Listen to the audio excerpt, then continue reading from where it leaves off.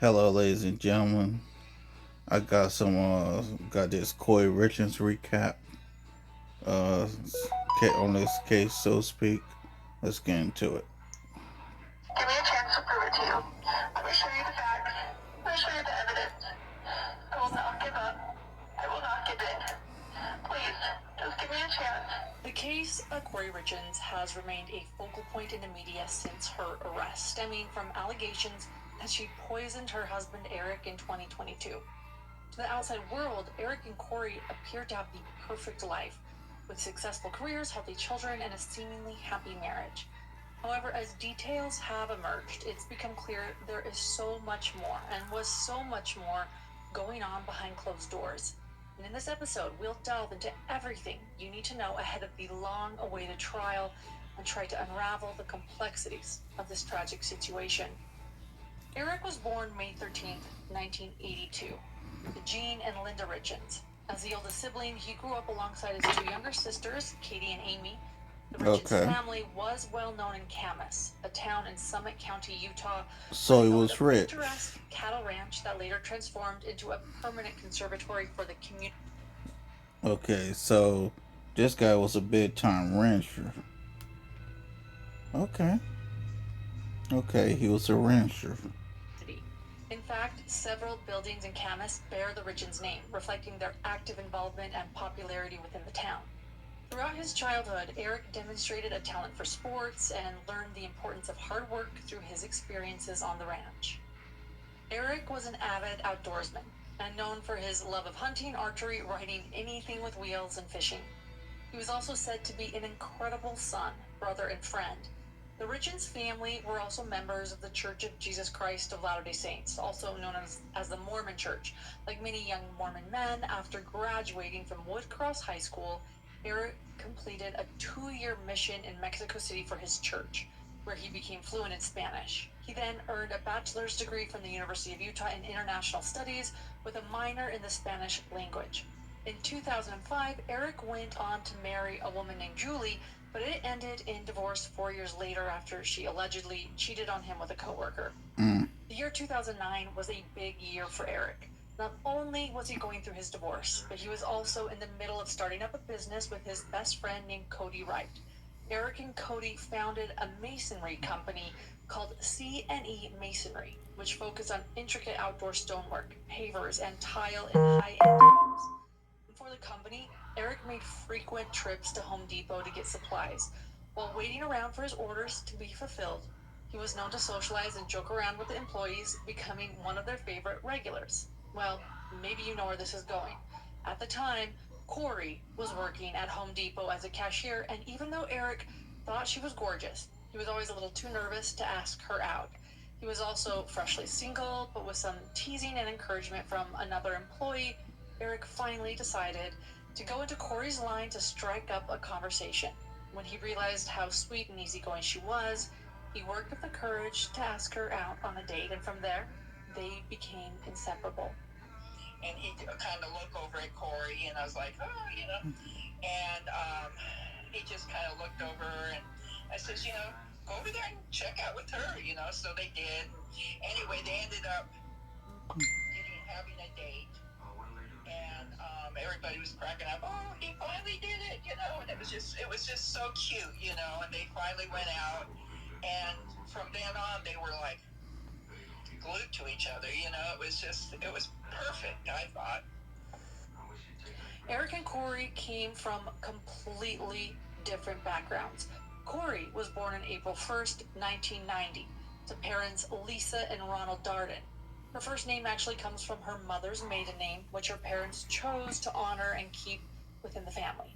While details about Kouri's early life are limited, it does appear that she and her siblings, Ronnie Jr., Renee, and Mindy, were primarily raised by their mother. Their dad, Ronald, lived in North Carolina and struggled with alcoholism, evidenced by multiple DUIs and public intoxication charges. Tragically, he would go on to pass away in 2010 at the age of 57. Like Eric, Kouri demonstrated a strong work ethic throughout her life, holding various jobs, including running a housekeeping business, working at a design firm, a hospital, and finally, of course, Home Depot. She earned a bachelor's degree in healthcare administration from Weber State University and later obtained a master's degree in human resources from Utah State University. So after the start of their whirlwind romance, Kouri and Eric went on to have their first child together named Carter in July of 2012. That same year, they purchased a home in Francis, Utah from Eric's sister Katie and her husband Clinton Benson. About 6 months later, Eric and Kouri got married at the home in a backyard ceremony on June 15th, 2013. Now, before the ceremony, Kouri was surprised when Eric's mother presented her with a prenuptial agreement to sign. Now, obviously, this is not the most romantic thing to have handed to you right before you walk down an aisle. And Uh, excuse me. It's not romantic, but as you just heard in the last few minutes, this guy was once married before, and now that this guy has a business and he's getting a little bit of money, I really can't blame the mom. since Eric's I would do first the same marriage had ended thing. in divorce, and now that he had many more assets with his business, Eric's Yep. mother, through history and learning, was probably just trying to look out for her son, among other things. The prenup, though, gave Kouri access to Eric's share of C&E stonemasonry, as well as his entire estate in the event of his death, as long, point this out, as long as they were still married. Kouri and Eric went on to welcome two more sons after their wedding, Ashton and Weston, and life seemed to be going perfectly for the young family. Over the years, Eric's masonry business continued to grow and thrive, and even though he was an extremely hard worker, he still dedicated time to help coach all of his son's sports teams. As a conservative LDS man, he really hoped that he could be the primary breadwinner of the family, with Kouri staying home to raise the children. The problem was, even though Kouri loved motherhood, she also had career aspirations of her own, and she ultimately became a partner for a company called Conrad Cruz Real Estate Services, and then started her own business buying and flipping houses called K. Richins Realty LLC in 2019. Now, it was around this time, this is really when things seemed to start going south for the couple. Kouri quickly found herself in financial trouble while attempting to establish herself at the competitive Utah real estate market. And in September 2020, Eric was informed by one of his financial advisors that Kouri had actually accessed a $250,000 home equity line of credit on their residence, withdrawn over $100,000 from his bank accounts, and charged more than $30,000 on his credit cards. He'd also learned that Kouri had taken over $134,000 from his masonry business, which were funds that Eric had planned to use for federal and state quarterly tax obligations. Even though Kouri was doing this in order to keep her business afloat, it must have been a shocking revelation for Eric to realize the extent of her betrayal. And when he confronted her about the situation, she did agree to repay the full amount of $515,000 that she had taken, but at that point, the trust between them seemed broken beyond repair. A few months later, in November, Eric decided to meet with a divorce attorney and an estate planning lawyer. Prior to all of these issues, in addition to the prenuptial agreement, Eric had a will that made Kouri the beneficiary of his assets. And now the status of their marriage was up in the air. He decided to place his estate under the control of his sister Katie and form a trust fund for their three children. He designated the trust as the beneficiary of his share of the C&E business and his $500,000 life insurance policy. So that was no longer going to Kouri. She was no longer the beneficiary. But what he didn't know was that between 2015 and 2017, Kouri had already purchased at least 4 life insurance policies on Eric that amounted to, get this, nearly $2 million. And so even though Kouri wasn't aware of all these changes Eric was making to the trust, based on a conversation with a friend, it was clear that she knew something was brewing. And in exchange, Kouri texted, in quotes, quote, "I don't know what to do. If he thinks I owe him money, then that's fine. I'll pay whatever he thinks, and then I'm out. It's getting a little out of hand," end quote. And so then the friend replied to her text, in quotes, quote, "How much did you take out?" end quote. And then Kouri said, quote, "A lot. $250K Will take me a couple of months until my investments pay out, so I just got to be top-notch careful, end quote. She goes on to write, quote, there's nothing more important to me than the boys and making sure custody is always going to be at least 50-50. And if he digs and digs and finds something, I don't want him hiring some expensive attorney to fight for the kids or something, end quote. According to people close to Eric, in actuality, the children were his primary motivating factor for keeping him and Kouri's marriage together. They went to counseling and did their best to patch things up with the promise that Kouri would be honest going forward and pay the money back that she had taken. But unfortunately, over the course of the next year, Kouri was unable to pay back the money, and in fact was only sinking deeper and deeper into debt. Earlier, I mentioned that Eric and his friend Cody owned C&E Masonry together, and they also decided to purchase life insurance policies on each other through the business. They set up what was called a buy-sell agreement, which stated that should Eric or Cody pass away, the surviving partner must purchase the decedent's interest in the business using the proceeds of the life insurance policy. And this would ensure that if one of them passed away, the business could still remain afloat.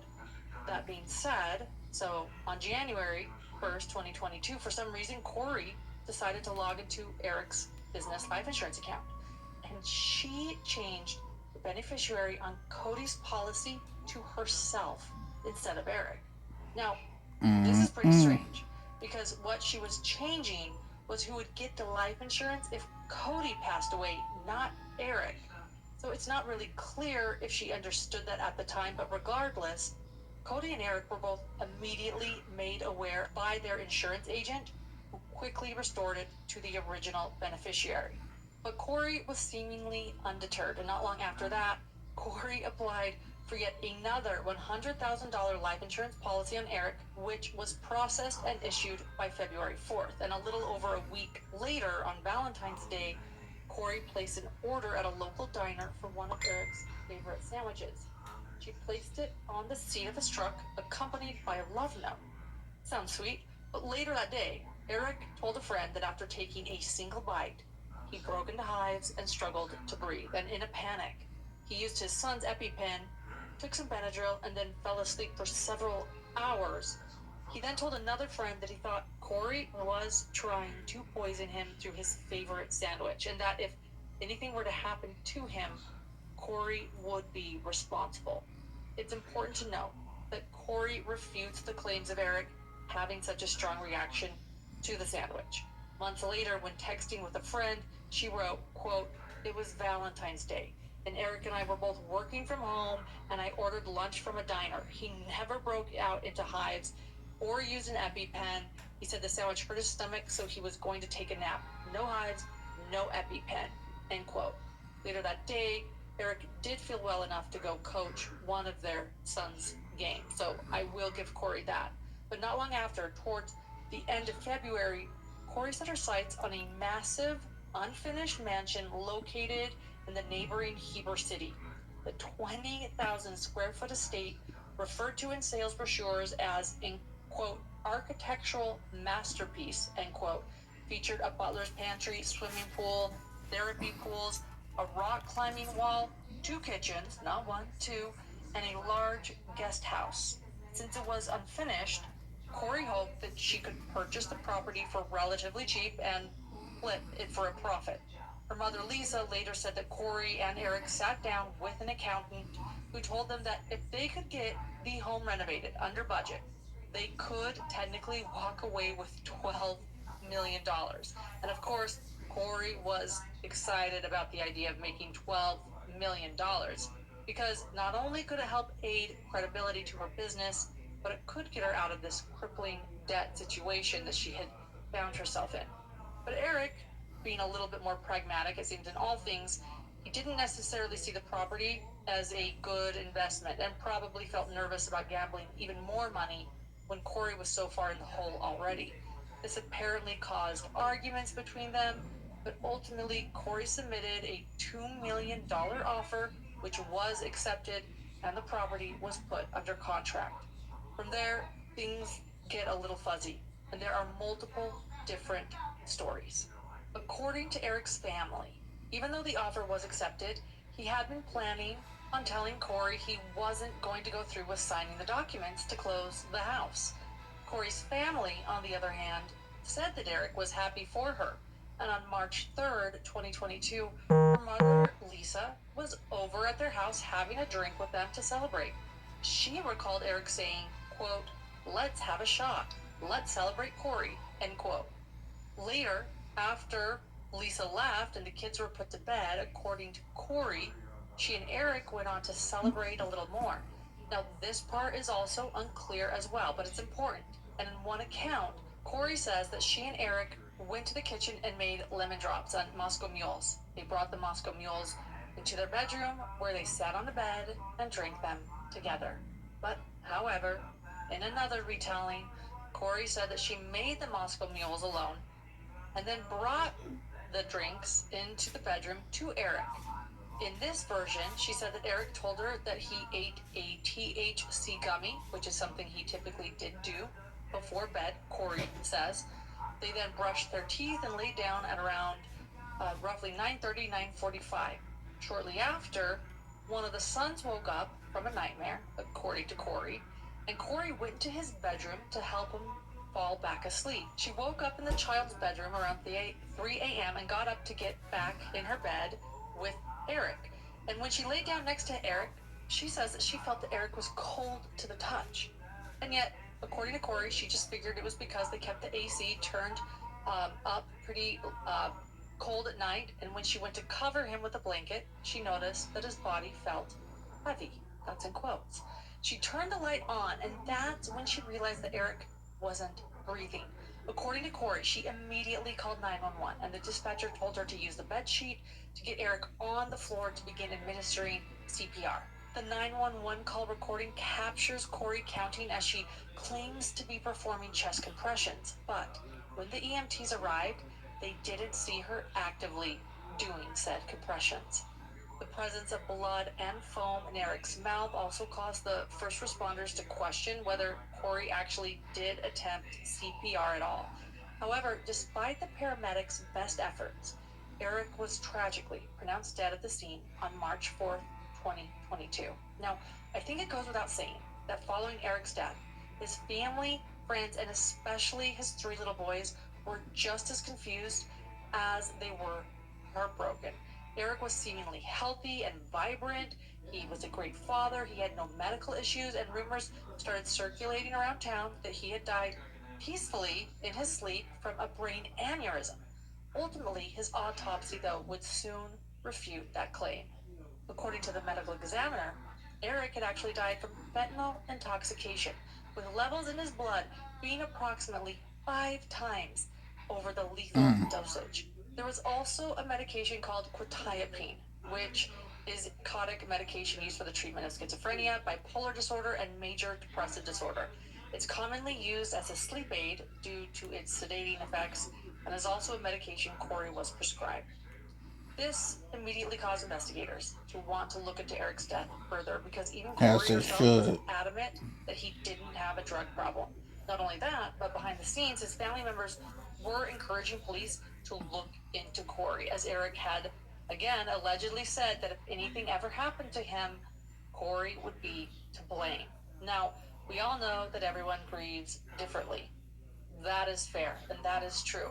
But Kouri's behavior after Eric's death was different, to say the least. The very next day, Kouri reportedly sealed the deal on the mansion by herself, and then ended up throwing a large party at the home where Eric had just died, drinking and celebrating the accomplishment.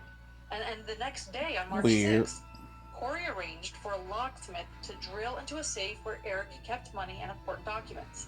Eric's sister Amy saw the locksmith driving in the neighborhood and decided to follow him to the house. And then she informed Kouri that she did not have the authority to enter the safe without the permission of Eric's trustee, which was their sister, Katie. Kouri, who of course did not know that Eric had created a trust or changed anything in his will for that matter, told Amy to leave. But when she refused, they got into a physical altercation. Kouri reportedly punched Amy in the neck and face, and after they were split up by another family member, Amy called police. And when the deputy arrived at the scene, Amy called Eric's estate planning attorney, who explained to Kouri the truth about the trust and that Katie was trustee and beneficiary, not Kouri. Kouri was reportedly furious and said, in quotes, "I can't believe you people. How can you do this? This is my house," end quote. To which the attorney replied, quote, "No, it's not," end quote. In addition to the Valentine's Day incident, Eric's family told detectives that back in 2019, Kouri and Eric took a trip to Greece with some friends. On that trip, Eric reportedly became violently ill after Kouri gave him a drink, and he thought that she might have tried to poison him. However, Kouri's family refuted these claims and say that it was a misunderstanding with the bartender at the resort. But that is another time now that poisoning is in question.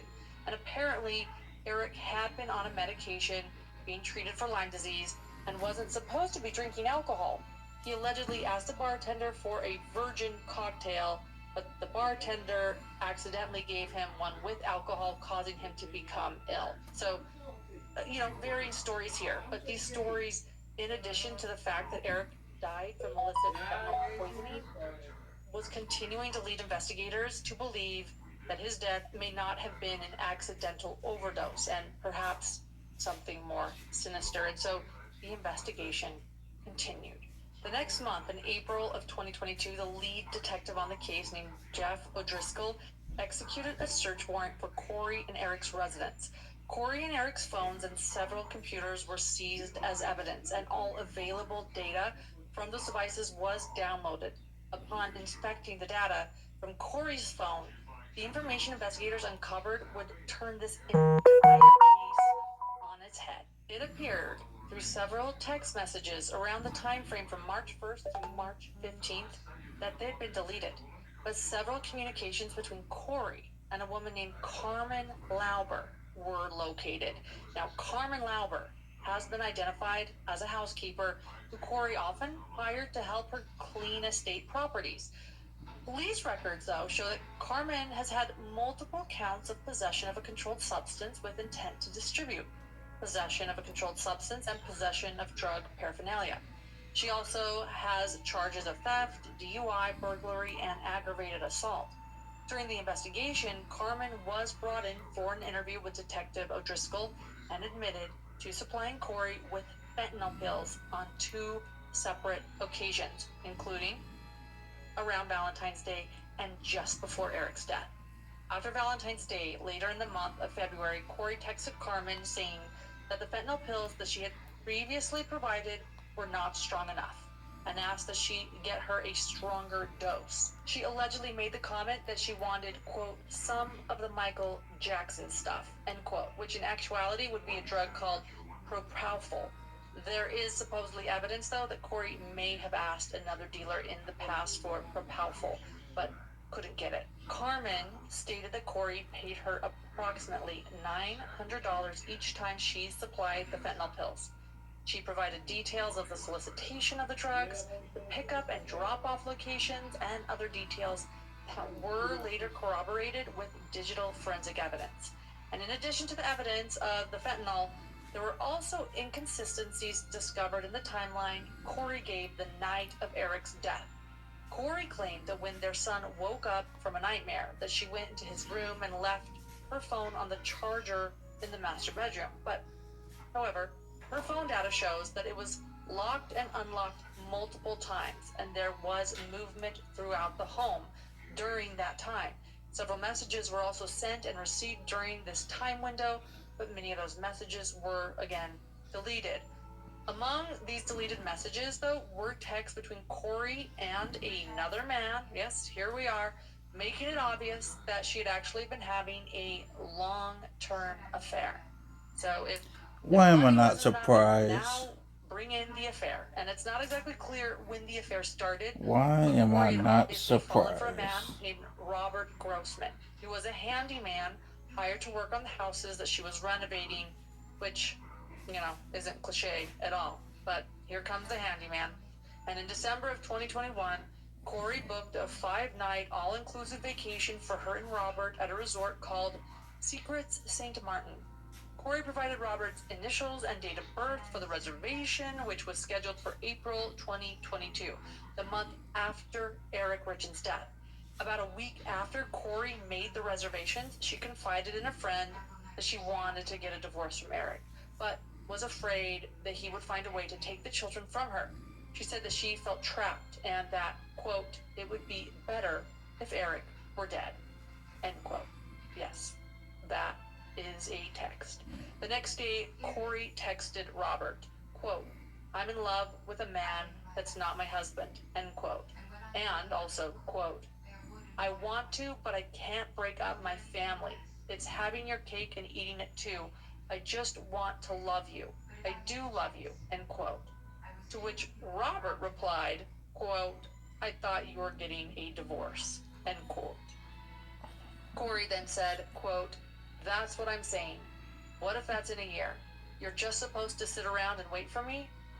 No. And I would never ask you to. LOL, end quote. A few weeks later, on January 9th, she texted Robert again saying, quote, random question. Have you ever done anything besides smoke weed, drug-wise? Robert responded, yeah, pretty random. We've already had this talk. Another month later, in February, more phone records show that after Eric had Weird an discussion. allergic reaction, I'll use quotes there too, allergic reaction, we don't know, on Valentine's Day, um, instead of staying home to make sure that he was okay, Kouri actually left the house to go spend time with Robert. She lied to Eric in a text that day by saying she was, quote, waiting for the cabinet installer guy, end quote, at one of her real estate properties. But, well, no, she was with Robert. The following day, on February 15th, Kouri texted Robert and said, quote, if I was divorced right now and asked you to marry me tomorrow, would you?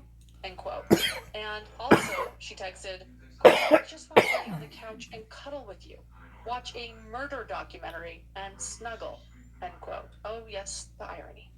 A few days later, she texted and said, quote, I want you today, every day, not just sexually, but physically, mentally, every day when I wake up. I do want a future together. I do want you. Figure life out together. If he could just go away and you could just be here, life would be oh so perfect. I love you, end quote. On February 23rd, Kouri texted Robert and said, quote, I have a crazy dream. You quit your job, go divorce, and come up with millions and millions. We buy Midway, which is the Heber City mansion. That's what she referred to the Heber City mansion as, and live in a guest house and rent out the huge house as a big event center. $15,000 a day like they charge down the road, maybe $12,000 to stay competitive. And we will just run the event center as our daily job and hang out every day, raise some kids, have a little family. Deal? End quote. On March 2nd, Kouri texted Robert, quote, life is going to be different, I promise. You're one hell of a patient person. I hate your hard days. I wish I could be there to turn them around for you. Can I try Friday? Give me a few days. Hang in there until then. Please? End quote. Well, that text is important. Let me remind you, it said, can I try Friday? Give me a few days. Hang in there. Until then, please. Well, it just so happens that by Friday, Eric Richins would be dead. While the investigation into Eric's death and Kouri's personal life was ongoing, largely without her knowledge, Kouri went on to file a civil lawsuit against Eric's estate, alleging that she deserved several monetary and physical assets. According to her claim, even though Eric transferred the business interest to his trust, that does not diminish her rights to the business as granted in their prenup. She stated that Eric included the family home in the trust without her authorization or knowledge, and that the trust cannot just cancel out the prenup unless both parties agreed. These civil matters were ultimately put on hold, and Eric's sister Katie outlined in a petition that Kouri was being investigated on homicide charges in relation to her brother's death.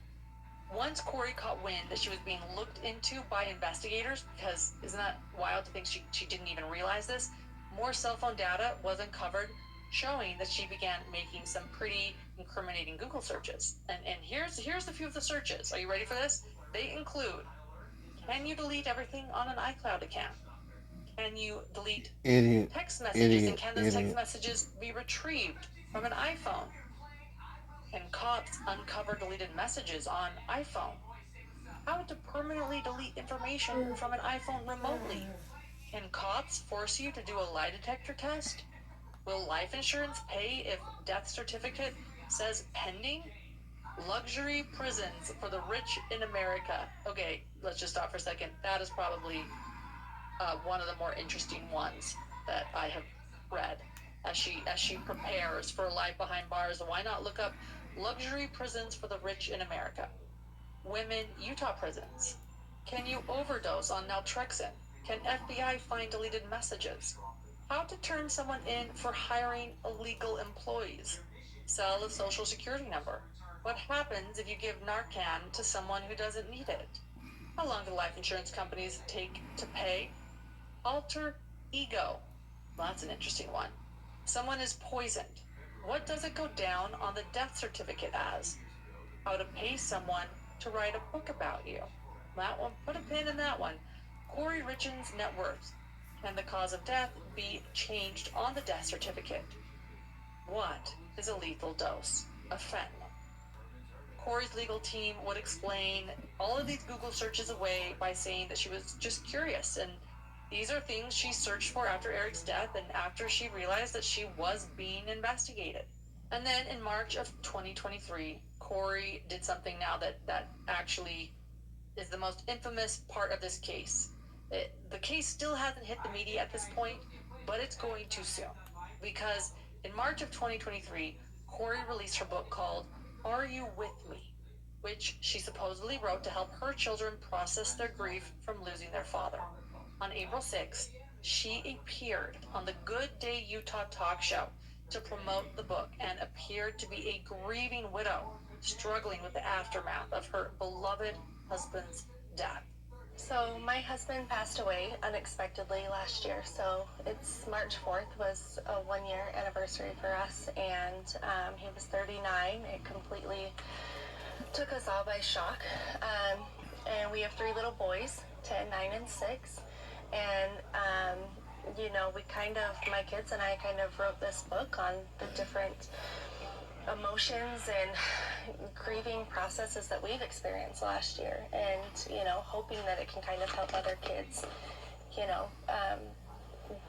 deal with this and kind of find happiness some way or another. And to make sense and process, I'm Yes. sure. And I'm Yeah. sure you felt that going through and trying to explain it and articulate it for you and your boys. Yes, exactly. And so I've done, I'm new to all of this, so kind of doing all, research and reading books and things to try and understand, not only how to grieve as a widow, as a wife, but also, with my kids, how to help them understand what just happened. And what I have kind of found is, as I mentioned, it's kind of the 3 C's is how I visualize it, and it's, connection, continuity, and care. And it's, making sure connection is the major one, and making sure that their spirit is always alive in your home, and memories are always brought up, and doing things that your loved ones love to do, whether it's riding bikes or their favorite dinner, and just constantly, talking about them. And Kouri, do you mention at dinner, here's Dad, or Dad would like this meal, or Dad Yes.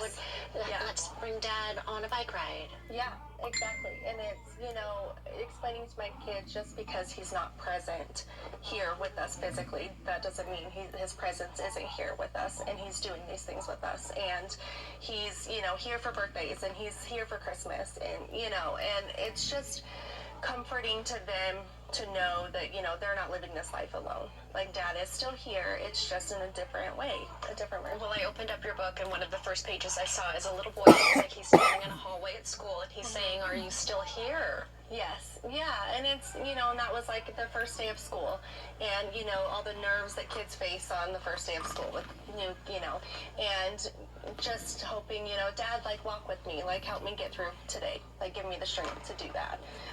And it has found, it's been a lot of peace for my kids to, to really remember that in the back of their head, that they're never alone, So you actually wrote this book with your children. I did. And it's only been a year. How did you process and say go from processing death to I need to write a book and help others? Yeah, why? Why did you write a The book? struggle that my kids were going through, and I actually, I went on Amazon and Barnes and Noble and trying to find something that we could use to cope at nights. Nights are the hardest, it seems like, for everybody when dealing with anything. But I just wanted some story to read to my kids at night, and I just could not find anything. I couldn't find anything that really suited them or helped them find comfort and peace. And so I was like, let's just write one. And so, I took things that my kids have said to me this last year, and we kind of articulated it and put it into a story, and, just have hopes that it will help other kids. Grief is not linear, and this sounds like it's a touchstone when you need it to come back to for you and your boys. So the first one you had mentioned was connection of the 3 C's, keeping the person's spirit alive. The second, continuity. Yes, and that's, just making sure you're trying to stay, as much as you can on routine. And, whether that's, sports or pick up and drop off from school or community activities, just, trying to stay in a routine as much as possible.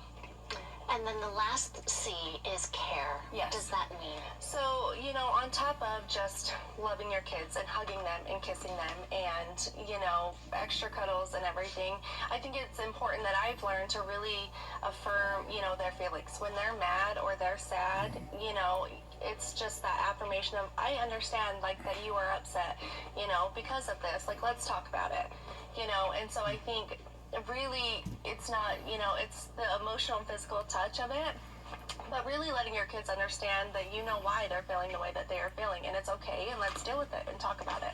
And however, though, and here's where the case hit the media. Just 1 month after that interview on Good Things Utah, on May 8th, 2023, Kouri is arrested and charged with felony first-degree murder of Eric Richins and 3 counts of possession of a controlled substance with intent to distribute. On June 12th, the detention hearing was held to determine whether or not Kouri would remain in custody until trial. This hearing was almost like a mini trial in itself, with the prosecution presenting evidence and calling witnesses to bolster their opinion that she should be denied bond.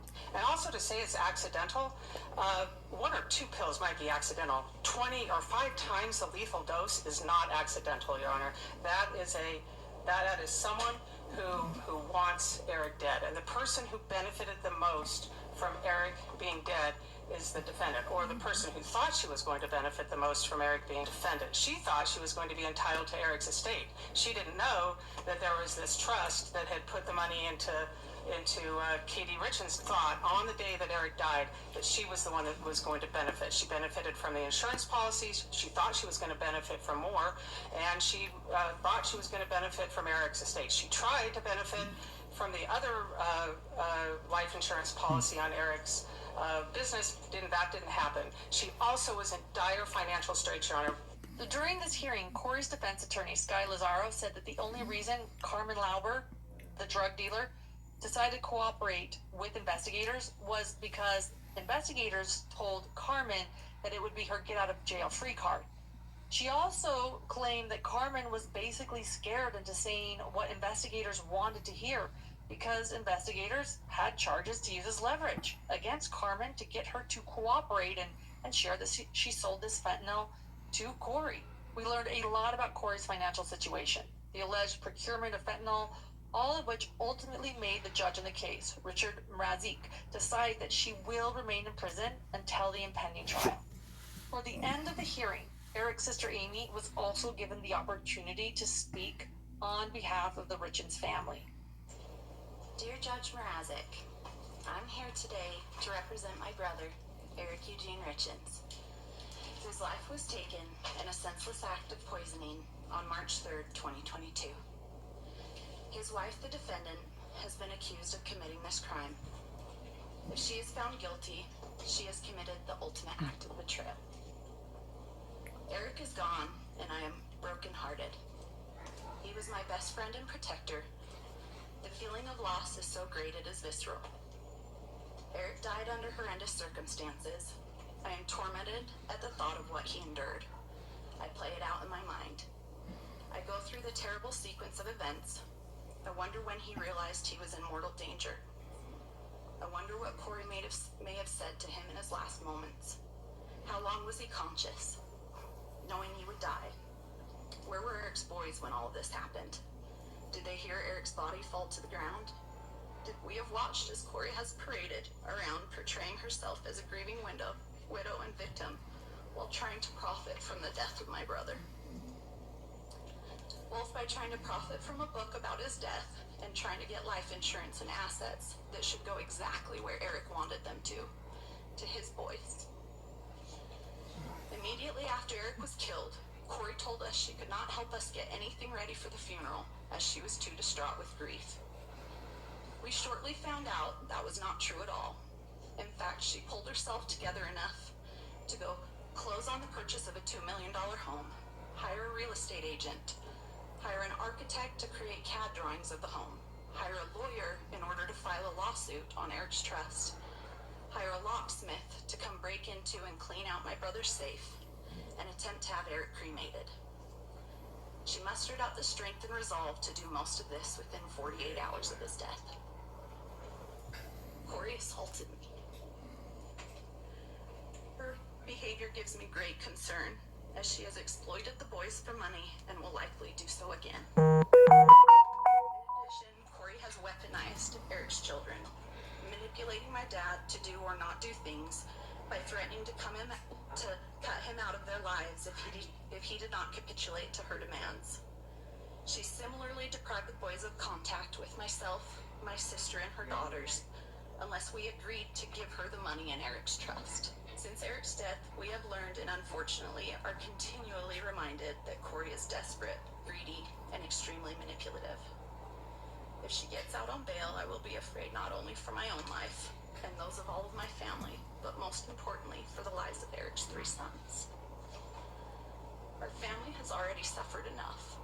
Please do not let Kouri out on bail, where she will be a risk to do further harm.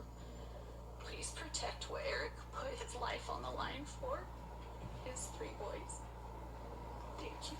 Since then, there have been many more bombshell revelations that continue to intensify the state's theory of Kouri poisoning Eric. In a pretrial release document, it states that on the night of Kouri's arrest, she spoke to her mom and brother from jail and did admit to contacting Carmen, asking for pain pills.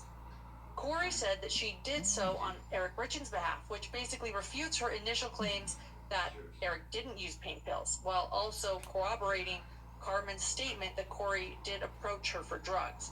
On April 18th, 2023, the state of Utah announced that it will not be pursuing the death penalty in Kouri's case, resulting in her aggravated murder charge being downgraded to a non-capital first-degree felony.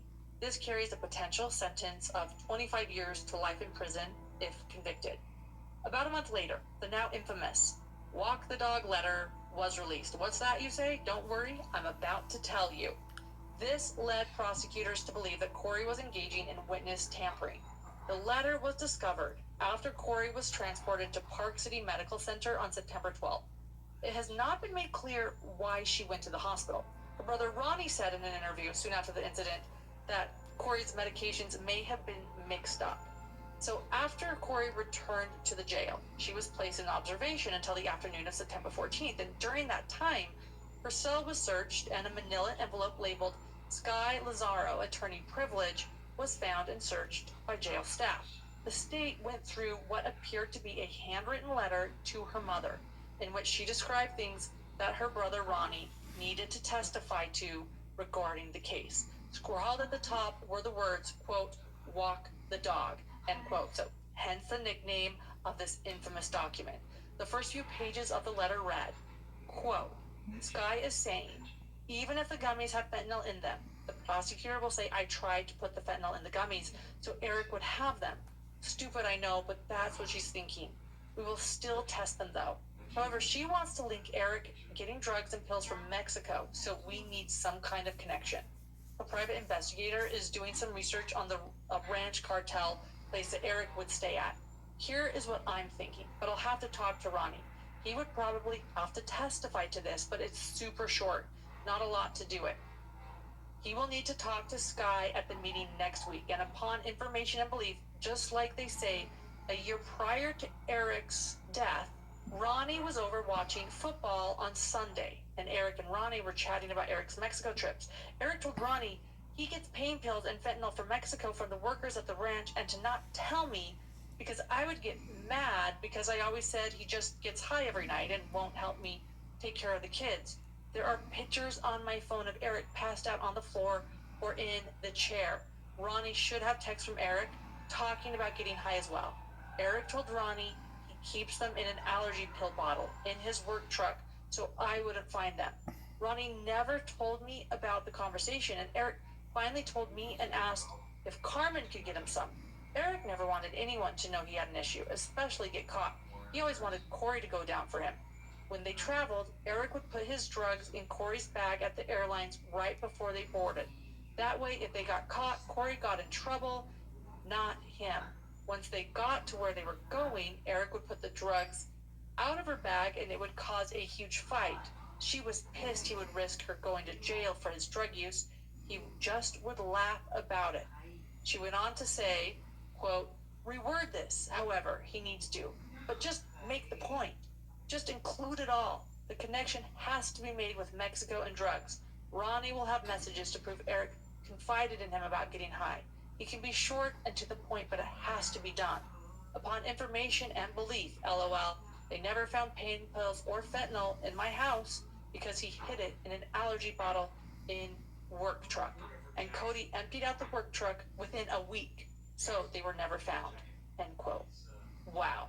If you're saying wow, that's a wow. Kouri just pretty much lays out her whole defense, and essentially, I mean, what it sounds like to me is asking her brother to lie or create some sort of story. Kouri's attorney, Sky Lazaro, filed a motion stating that on May 31st, 2023, the state filed a motion for a gag order, claiming that it was necessary to prevent tainting of the jury pool and to protect Kouri's rights to a fair trial. Regardless, the state decided to file the document titled Walk the Dog Letter on the public docket in this case, which she believes was a tactic to, quote, influence the court of public opinion, end quote. She requested that the prosecution be held in contempt for going against the gag order. She even claimed that Kouri's case should be dismissed for the violation, and because the items in the manila folder should have been private due to attorney-client privilege.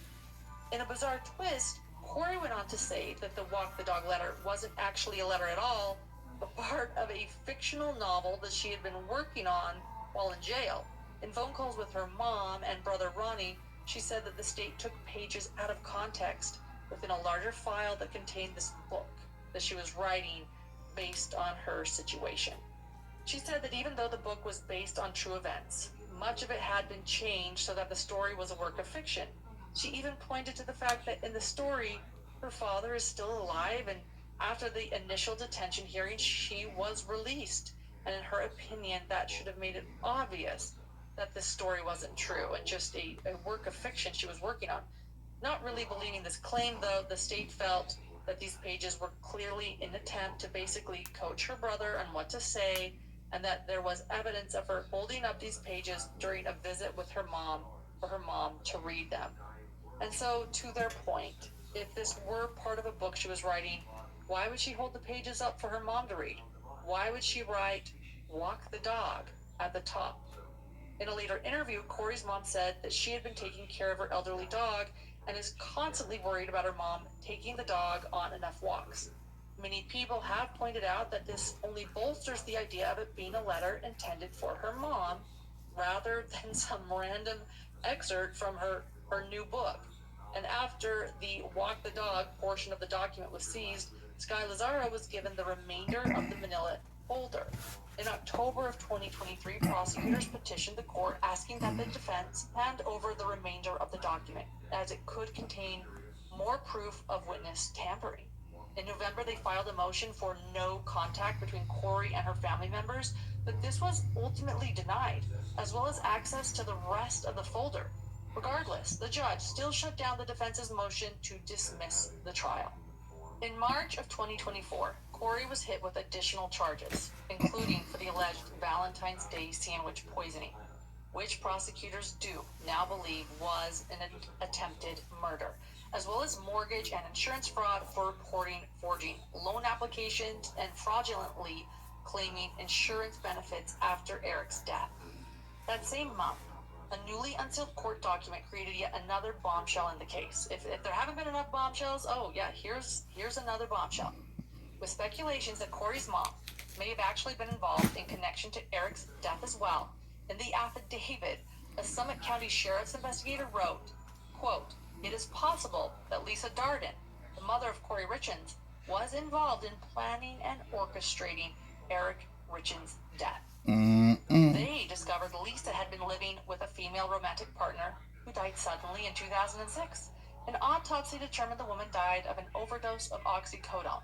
The woman apparently had a history of drug abuse, but at the time of her death, she wasn't in recovery, which the investigator said would likely rule out the possibility of an accidental overdose. I mean, this is whoa. Like Kouri, Lisa had become the recipient of the woman's estate shortly before her death. The affidavit also said that there were text conversations found on Kouri's phone mother, showing like that Lisa daughter. had disdain for Eric. It concluded that based on Lisa's proximity to her partner's suspicious overdose death years before and her relationship with Kouri, it is possible that Lisa was involved in planning and orchestrating Eric's death as well. In a statement regarding these revelations, Sky Lazaro said, quote, "Summit County is well aware that opioid addiction and fentanyl overdose is a rampant problem throughout the country. According to the CDC, 150 people die every day from overdoses related to synthetic opioids like fentanyl. Not only was Summit County the first Utah county to file a lawsuit against the big pharma opioid manufacturers and distributors, in 2022, Park City Police, the Summit County Sheriff, Summit County Attorney, and Park City School District issued a joint statement to its citizens warning, quote, "They're finding an increasing amount of fentanyl, a drug fueling a surge in accidental overdoses nationwide," end quote. The fact that Ms. Darden's significant other was one of the millions that suffered from and ultimately succumbed to opioid addiction is hardly suspicious. It is tragic and unfortunately quite common. The fact that Ms. Darden was the beneficiary of her romantic partner's life insurance policy is also not unique. It only demonstrates that her circumstances are no different than most families in America. To suggest otherwise is nothing more than a baseless conspiracy theory, end quote. Well, during a hearing in May, the defense filed a motion to disqualify the prosecution from the case, stating that the prosecutor, named Brad Bloodworth, encroached on Kouri's attorney-client privilege with multiple violations of her Sixth Amendment right to effective assistance of counsel. Bloodworth allegedly had accessed and listened to jailhouse recordings between Kouri and her defense team for the span of nearly 8 months in 2023. And if that's true, whoa. Bloodworth responded by saying that Kouri's attorney refused to register and download an app that shields attorney-client calls, and that as soon as he heard that she was speaking to her defense team, he would immediately stop listening. The judge ultimately went on to deny the motion to disqualify the prosecution, specifically Bloodworth. But that wasn't even the most interesting thing that went on during this hearing. Through all of these proceedings, it was obvious that Sky Lazaro had been committed to zealously defending Kouri. Not only that, but Sky has a well-regarded reputation as a successful defense attorney, so it came as a huge surprise when her law firm requested all of a sudden to pull out from representing Kouri moving forward. In another motion filed that same day, the firm Sky works for wrote, quote, "Ray Quinney and Nebaker PC is hereby providing notice that it has a professional duty to withdraw from its current representation of the defendant. The ethical mandate for withdrawal results from an irreconcilable and non-waivable situation. It first emerged from a civil case in which the firm has been representing Ms. Richins, but is imputed to the firm as a whole and thus requires the firm to withdraw from its representation of the defendant in this criminal proceeding," end quote. There was speculation online that perhaps Skye felt she could no longer represent Kouri given all the evidence against her, or because Kouri could no longer afford the private attorney fees. However, in an interview, Skye clarified that the reasoning was really out of her control and had to do with a conflict arising within the firm and not herself. Kouri was subsequently assigned a new team of public defenders, Kathy Nestor and Wendy Lewis of Nestor Lewis Attorneys at Law. The judge stated that the preliminary hearing would need to be postponed to give the new defense team time to catch up on the multiple terabytes of discovery in the case. And not longer after these developments, Kouri decided to break her silence for the first time publicly since her arrest.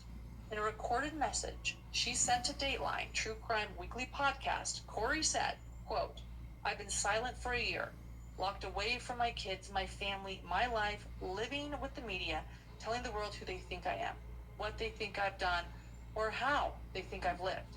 It's time to start speaking up. You took an innocent mom away from her babies, and this means war." End quote. Give me a chance to prove it to you. I'm going to show you the facts. I'm going to show you the evidence. I will not give up. I will not give in. Please, just give me a chance. What I've really done is protect Eric at all costs. What I really didn't do is murder my husband. I could not and would not ever do that to Eric, or anyone for that matter. On August 21st, 2024, a final hearing was held ahead of Kouri's preliminary hearing, which will determine whether or not the case will go to trial. And during the hearing, Kouri's new defense team requested that she be allowed to appear in the courtroom without handcuffs as she had in previous hearings. In the request, they argued that the findings would make it difficult for her to take notes during the hearing, would be a distraction for the defense team, and they do not believe she is a risk to them or anyone else in the courtroom.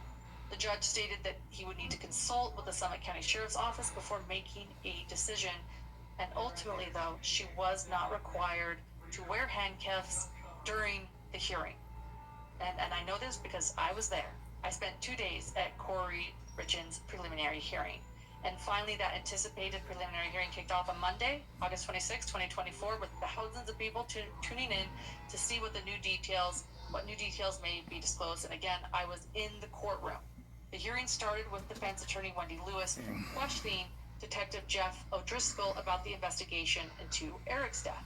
Detective O'Driscoll detailed his interviews with Carmen Lauber, the housekeeper who claimed to have provided Kouri with fentanyl. He noted that he felt Carmen was downplaying her involvement during their conversations, but through 4 interviews, they established that she had allegedly obtained both prescription and counterfeit fentanyl pills for Kouri, even though it had been estimated that between 15 to 30 pills were exchanged during each transaction. O'Driscoll admitted that authorities had not located any of the fentanyl pills, though, which, that is a compelling defense argument. They had not actually located any of them. Next investigator, Christopher Kochodimos, testified about the investigation into cell phone records, reiterating that data had been deleted from Kouri's phone, including call logs and text messages. He pointed out that the web history for the phone abruptly stopped before March 20th, 2022, with all information prior to that date missing. The defense challenged the credibility of Kochodimos' investigation, noting that he lacked access to the raw data. And then finally, a forensics accountant, Brooke Carrington, reviewed the financial aspects of the case, again going over that Eric had consulted a lawyer about a potential divorce in October 2020 and had established a will that excluded Kouri as a beneficiary. Carrington highlighted that by late 2021, Kouri had amassed around $4.5 million in debt related to her house flipping business, and although she made numerous payments, she was struggling financially. Well, I would think so. And additionally, Carrington discussed the life insurance policy Kouri took out in early 2022, which had suspicious details regarding contact information and allegedly forged signatures. The defense argued that the policy's $100,000 value was significantly lower than previous policies. So that's what the defense argued on that. But basically, the first day of the preliminary hearing included things that we had already learned from the original detention hearing. Nonetheless, it was interesting to see Kouri Richins in the courtroom without handcuffs for the first time. The beginning of day 2 began with the defense announcing that Kouri had waived her right to testify during the hearing. And next, Chief Prosecutor Brad Bloodworth said that there had been a clear paper trail documenting Kouri's financial crimes. Judge Mrazek agreed that Kouri had financial and marital affair motives to kill Eric, and that there was probable cause to believe that Kouri purchased a controlled substance. However, the judge wasn't sure if the state can show probable cause that Kouri actually gave Eric fentanyl on Valentine's Day in 2022, which is the basis for the charge of attempted homicide before the actual homicide charge. Bloodworth argued that the best evidence for attempted homicide is the alleged successful homicide on March 4th, 2022. He said that after the first attempt in February, Kouri texted Carmen asking for something stronger, which indicated that she learned from the first attempt. However, not surprisingly, the defense argued that making those kind of conclusions by retroactively applying knowledge to past events is exactly how the law should not be applied. The preliminary hearing was originally scheduled for 3 days, and I planned to be there for 3 days, but after only 2 days, the judge concluded that the prosecution had shown probable cause on all the charges, and the case against Kouri will continue to trial. Kouri is ultimately pleading not guilty to all of the 11 charges. The parties may meet for a pre-trial conference in late September of 2024 ahead of jury selection, which will take place over the course of a week in April 2025. The trial currently is set for April 28th and is expected to last 4 weeks. In a statement, Kouri's team said, quote, "We firmly believe the charges against Kouri do not withstand due scrutiny and are confident that the jury will find the same. Our focus now is ensuring that justice is served through a fair trial. We are committed to defending Kouri against these charges, firmly believing that the truth will prevail." End quote. To wrap things up, we're now at a pivotal point in this case with a trial finally on the horizon. Many people have already made up their minds about whether Kouri intentionally killed Eric, but it is important to always remember that in our justice system, everyone is innocent until proven guilty, and Kouri certainly deserves her day in court, regardless of the evidence stacked against her.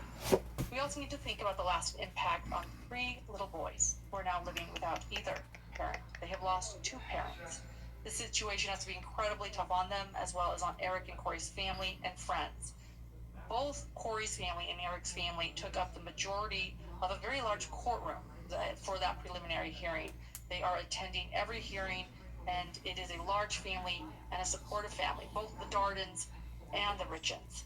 While a lot of information has come out already, I'm sure there will be much more revealed during the trial, maybe even some that could change our perspectives. I'm open to changing my perspective. Are we going to hear some surprises at trial?